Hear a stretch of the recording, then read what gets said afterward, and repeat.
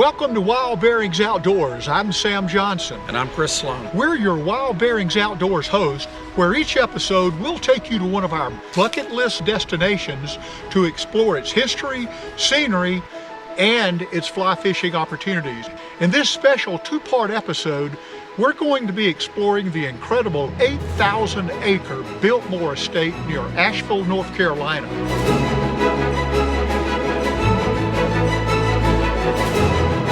Where back in the late 1800s, George W. Vanderbilt built the largest private residence in America on a ridge overlooking the French Broad River. Along the way, we'll fly fish some of the same lakes and ponds that old George himself fished 125 years ago.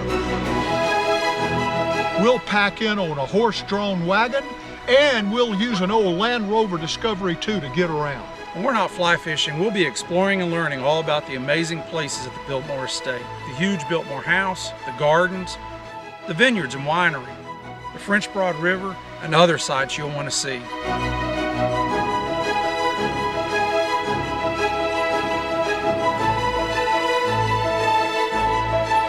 And to help us find our way, we've asked Parker Andes, Director of Horticulture at the Biltmore, to show us around.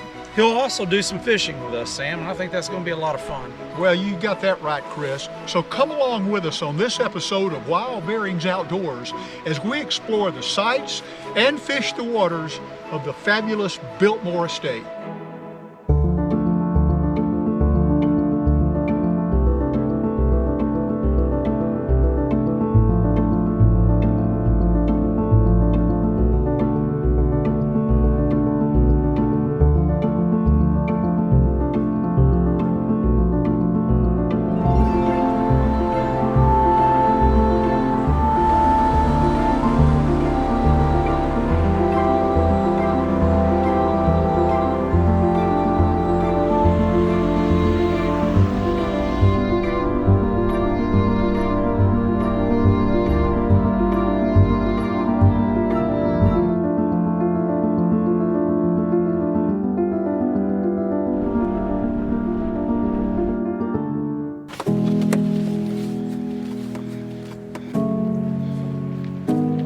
Morning. Welcome to Biltmore. Good to see you. Good to see you. Martha, Chris, how are you doing? Doing great. Good, Thanks. great. Well, you arrived right on time. Well, we did arrive on time because we have a big day, right? We're going to go out to the Knolls on a horse-drawn carriage, and then I believe we're going to head down to the lagoon, maybe chase some fish. I believe that's the case. Some crappie There down are there. some crappie in the lagoon. That's good. That's going to Yeah. be fun. And then hopefully we'll catch some fish, and then we're going to load up again on the old truck and maybe head up to the house, take a look at it from the outside, and just get a feel for the grandeur of that estate. And then we're going to, I think we're going to head down maybe to an area called the Bass Pond. Yeah. We're going to go through the gardens, which is my favorite part. Okay. I tend to favor the gardens and the grounds. That's what I get to do here. And then stop at the Bass Pond. We'll have some lunch. And from there, we'll actually head on over to Long Valley, which is in our vineyards. Right. It's a wonderful site, and hopefully there'll be a bass or two over there. Now that's over across the French Broad River on the west side of the estate. It is. We'll cross a bridge. Maybe we could stop on the bridge and look up and down. It's a packed day. We're looking forward to it, and we're ready to go. Your responsibility here at the Biltmore Estate, from the horticultural perspective, Director of Horticulture, tell us what that involves. So I get to help these wonderful gardeners, the grounds, everything from lawns, roadsides, the wonderful approach road that goes up to the estate, all around the house, the gardens, the forestry across the estate. So we have 5,000 acres, and it was really the nugget of what Olmsted, who designed this location for George Vanderbilt, that forestry nugget was really important at the time, and it's something that we hold on to, and we preserve that tradition of scientifically managed forest. You manage, you harvest. We harvest, we manage 5,000 acres of timber. Right. Well, I noticed coming in, I mean, right from the entrance all the way in, man, this place is just spectacular. It was designed by Frederick Law Olmsted, and I think it's one of his best works, and it's definitely one of his better preserved landscapes. Now, I believe Olmsted was the same landscape architect who did Central Park in New York. He did Central Park in New York. He did Prospect Park in Georgia. Worked out in Yosemite. He was one of the key figures that got Yosemite started, and it became the first national park. He was there at the very beginning of a lot of great things that happened across the United States. Well, we're excited to be here. Let's load up and go check out the Knoll. Yeah, let's take a look. So here we are at the carriage barn, heading out to the Knoll. Yes. And looking forward to the view out there, because it's a view like probably none other on the estate, isn't it? It's one of my favorite views on the estate.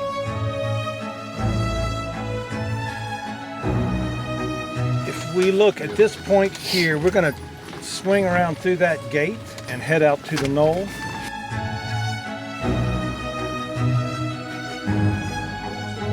Wow, Come out next to it. Yeah, there it is.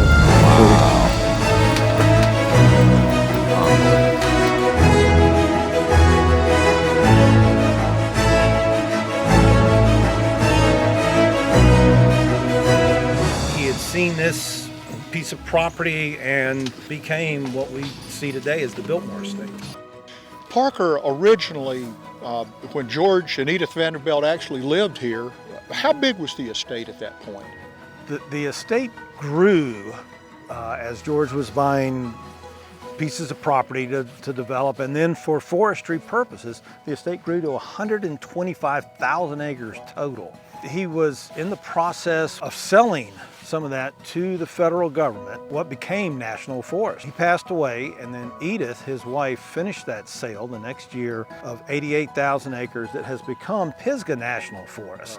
Back when it was 125,000 acres, the enterprises that were, going on at that time. Obviously forestry, and that was, I'll keep coming back to that. Yeah. One, because of my love, and two, because when Olmsted and Vanderbilt were putting this property together, at that point, forestry was not anything like we have today. People like Vanderbilt saw that there had to be what we would call today sustainable approach to it.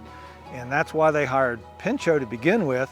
And then when Pinchot left to start what became the National Forest Service, hired a gentleman named Schenck, a trained forester from Germany, to develop this bigger part of the property. It's been a work in the state from the very beginning, and that is actually a big part of our mission today, is the preservation of that working estate.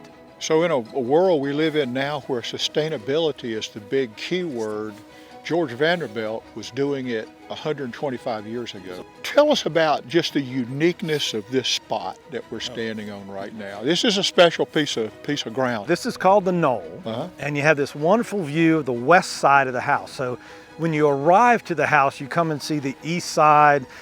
I like this view. I really do. I think it puts it more in perspective, but you also can look and see the lagoon that we'll be fishing in a little while. And you can see the French Broad River as it comes through the property. But you can see agricultural fields, there's soybean, there's sunflower. We still do a lot of what we would call sustainable agriculture. The Biltmore today, when we contrast it from 125 years ago at 125,000 acres, now it's about 8,000 acres. And as far as the business enterprises that sustain it and drive it are what now? For us, obviously tourism is a big part. People who will come and visit this house to look at everything from 14th century tapestries to Napoleon's chess set and all these wonderful parts of the house, the architecture, and then the grounds, the garden. They are worth visiting, I think, just for the garden. But we still have a beef cattle operation. We do Angus cattle. We have Berkshire hogs. Obviously, equestrian is a big part of it. Sheep is a big production for us. We do a lot of lamb. All of those animals, they end up in our restaurant. Just about everything you can think of that would come from our operations, horticultural or agricultural operations, end up in these restaurants. Right now, I think we should load up and head down to the lagoon. I've been waiting. All right. Wild Bearings Outdoors is brought to you by the Southern Highland Craft Guild. Well, we've been talking about getting at the lagoon here at the Biltmore Estate for a long time between the two of us, and so we're excited to be here. Tell us, how did the lagoon come to be? So the lagoon was actually on Olmsted's original layout for this entire estate. He envisioned this lagoon here. So you see it on the plans very early on. It has a couple of things. One, there's always this view to the house. Yeah. And when they actually first built it, the trees were small enough you could actually see the lagoon from the loggia off the house. How many acres is this lake? 7 acres. About 7 acres, and the type of fish that are in here are... So there's largemouth bass. Crappie will be what we're looking for today. Sunfish, shiners, as what I understand, are also in here. It was always part of the plan to fish the pond. Ironically, one of the images, the antique images that we have, is Edith Vanderbilt, George's wife, and they're holding up a great big, I think it's a largemouth bass. Yes. They're holding up right here out of this lake. So we're going to be catching fish out of the same lake that the Vanderbilts caught 125 years ago.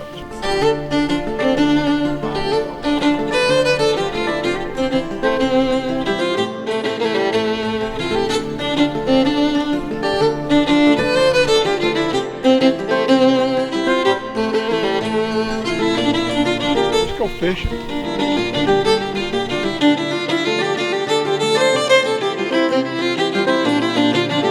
Well, Parker, who would have fished this lake when it was built for the Vanderbilts? It was definitely for George Vanderbilt's family and friends.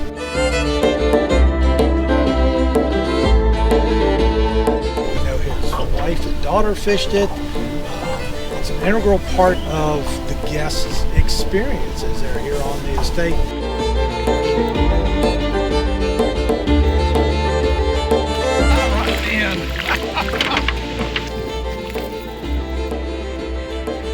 All right.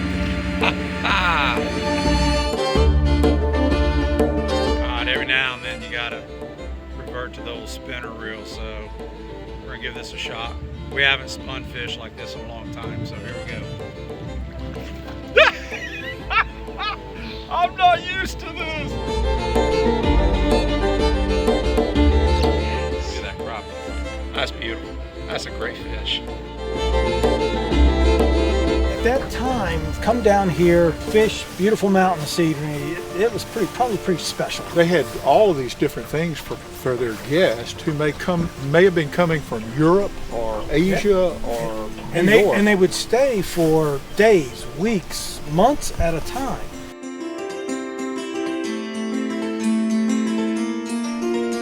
A lot easier than handling a trout, I can tell you that. Nice fish. Oh. All right. There we are.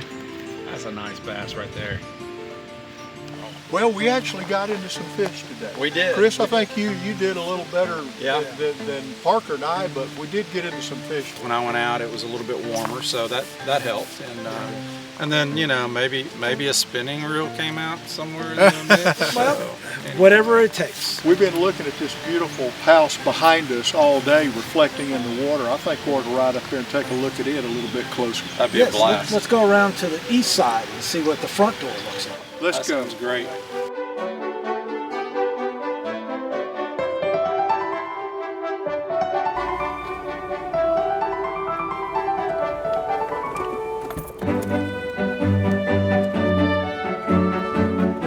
How did George Vanderbilt pick this spot? So George Vanderbilt, I think it's 1880s, it might have been 1888, came to a spot real close up on top of the hill here and looked out over this, what was then a ridge that ran down the hill, Mount Pisgah in the distance. So he decided that he was going to build a home here. So broke ground on when? About 1888, started buying land and started breaking ground. He first moved in December of 1895. And it was designed by Richard Morris Hunt, and he was trained at the Beaux Art School in Europe. He was the man to do something like that. The house is a limestone face, so the Indiana limestone, you can imagine they were bringing that limestone, bringing all that material on railroads. They actually built a railroad right here to the front of the house. Brought the material right on. It was brick, limestone, big stone for the foundation. A slate roof, and you can see the copper on the top of it. Those ridge caps, if you look closely, have GVW embossed in them. So those had to be tooled in by the artisans. There were artisans set up all here, so all the limestone carvings, the gargoyles, all the intricate work all around that limestone was done out here on what was then a construction site, not the front lawn. Now understand the roof structure of the house itself is metal. It's a metal superstructure, and each one of those, every single one of those slate tiles is wired in with copper into that roof structure. How much surface area is inside the house? Right at 4 acres. 4 acres. Yes, by the time you go from the basement to the 4th floor, yes. It was electrified, both DC and AC, because they weren't sure who was going to win. And it had running water. There's water that came off a mountain about 3, 4, 5 miles away here that's gravity fed. It was at that time gravity fed all the way to another reservoir on top of this hill. So you had running water all the way into the house. Parker, when I look around at just the grandeur of the artisan work in this building and everything around us, where did these people come from that built this? They came from all over the world. Wood artisans, you know, here in the Western North Carolina. And a lot of people learned a lot of trades working on this house. Wild Bearings Outdoors is brought to you by the Southern Highland Craft Guild.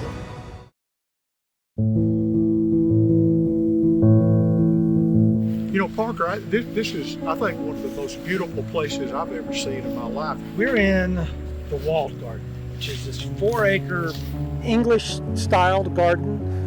It's part of what Olmsted designed as the home grounds. So guests at the house would walk down and be able to stroll, take a afternoon, morning stroll through the gardens, come down to the conservatory, and actually walk on trails down to the bass pond. This is the color. This is that snapshot that people are looking for. Of the total acreage, how many did Olmsted actually landscape? Olmsted had this wonderful ability to look at the very detailed parts of it. So a hedge would be just this way. And then he laid out these wonderful garden rooms. It goes from the shrub garden, the Italian garden, this walled garden, there's a spring garden, the azalea garden. What are the acreages? Somebody actually walks and tends the shrubs and plants bushes. We're going to get closer to a couple of 100 acres. We have the best gardeners I've ever worked with in my career here on the estate. Parker, tell us about the conservatory. So the conservatory was opened the same as the house. So it's 1895. It's called a Lord and Burnham house. Olmsted and Hunt talked about how the conservatory would fit compared to the house. They didn't want you to be able to see the house and then look down and see a different architecture of the conservatory. Well, it's just a beautiful place. If you're on the grounds, you've got to come see this. Well, you wouldn't have seen the Biltmore if you have not come to the walled garden area and conservatory. It's integral to what George Vanderbilt was thinking from the very start. What strikes me about the plan and the structure and how exact everything is, George Vanderbilt was a visionary from the standpoint of forest management. And then you come here and every plant is handled with care and planted and babied. Kind of a closed loop from wild forest to a highly structured and managed garden. He actually gave the instruction he wanted a garden of ornament. Well, I think we ought to head on down to the bass pond. Yes, which is at the bottom of the home grounds that a guest of George Vanderbilt might take. Let's go do it.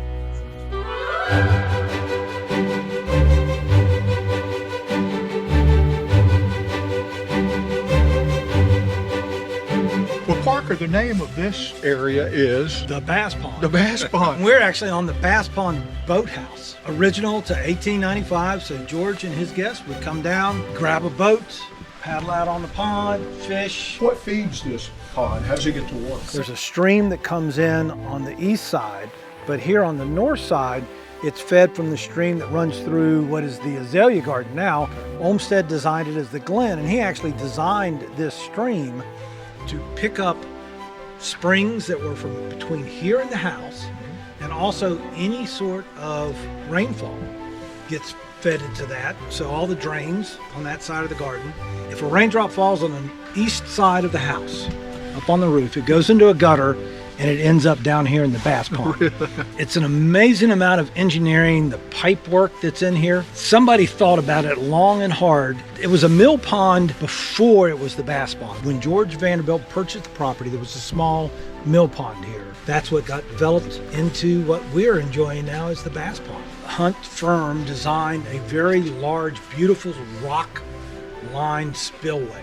It held up and has held up so well for 120 years. We do very little work on it. So Hunt not only designed the house, but he also, anything else that needed designing structurally, Correct. like this, he was involved in the architectural style and He was. So Olmsted would have this particular type of railing. And this is, while it probably is not the original pieces, Sure.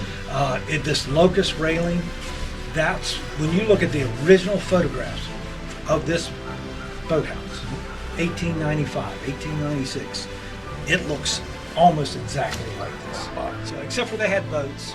They didn't have the lower railing because they weren't concerned with people falling in. so this is where they would come and the ladies in their Victorian dresses and they would take a boat ride. They might get somebody to paddle them around, or they might fish. We know Cornelia and Edith both enjoyed fishing. It would not have been unusual for a guest in the house. Walk out of the house and take a morning or an evening stroll. The water that leaves here, does it go into the French Broad? It goes directly into the French Broad, yes. Okay. Yep. Well, that's about all the time we have for this first of a two-part episode here at the Biltmore Estate. Be sure to join us for part 2 of this episode when we continue our Biltmore adventure by exploring the French Broad River, the vineyard and winery, and Long Valley Lake, where we'll do some more fishing. I can't wait. And in the meantime, be sure to subscribe to our Wild Bearings YouTube channel, our Instagram and Facebook pages for more of our outdoor adventures. We hope to see you right here for the next episode, and remember, trout don't live in ugly places.